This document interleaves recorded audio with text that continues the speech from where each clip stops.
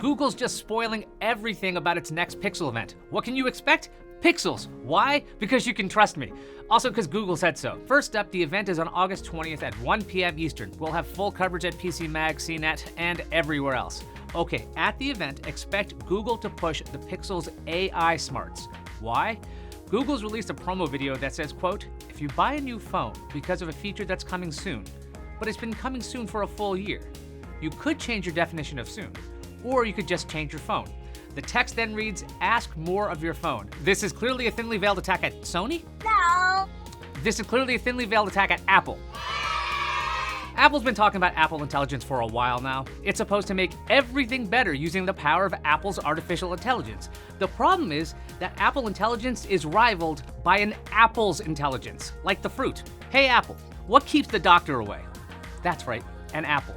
What was the name of the Beatles record label? That's right, an apple. What fruit contains a trace amount of cyanide?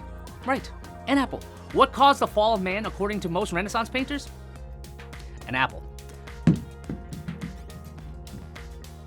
I've reviewed the last bunch of Google Pixels, and Google's AI is kind of awesome. You tell it to do stuff, and then it does it. Let's talk about the hardware. In the promo video, we see a clear shot of a Pixel 10 with its astonishingly bland, rounded rectangle body and a pill-shaped bump that houses 3 cameras. The text says Pixel 10, but 3 cameras suggest it's the Pro model, unless Google is putting 3 cameras into the base Pixel 10.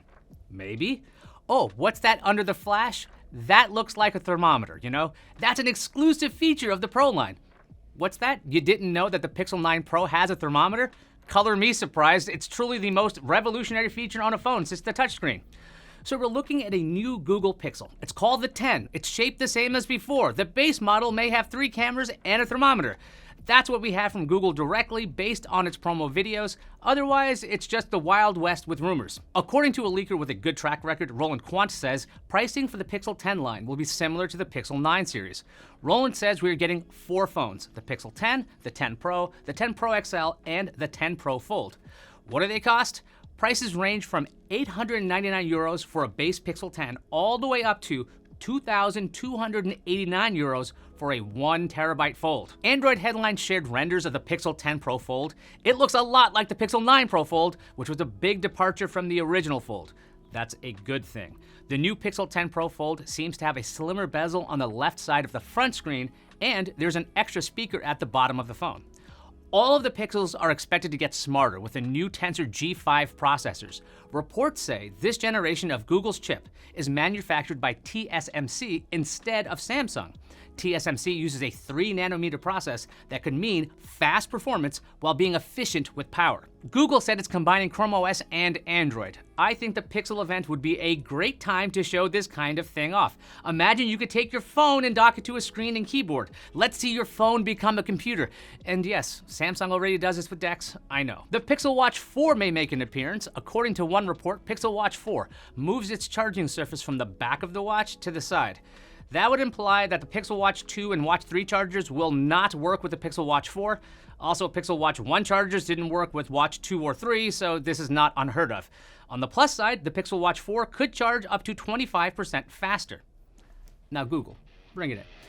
Just include standard wireless charging in addition to this contact charging solution. Wouldn't it be nuts if I could charge my watch with my phone? Because you can do that with Samsung devices. Do I expect this to happen? No. But this is my one chance to talk about this, and I'm not going to blow. So Google, here's what you've got to do. You really need to make this happen. Did you get all that, Google? Good. Will we see more from Google about its XR glasses? Well, we could. When CNET's Patrick Holland tried on Google's XR glasses, he mentioned Gemini AI in his ear. Google's great big AI vision is for you to interact with Gemini using all kinds of inputs, whether they be typed or images or spoken. It would not surprise me if Google shows off its XR glasses. I wouldn't be surprised if Samsung's Project Muhan shows up. That's Samsung's Apple Vision Pro competitor.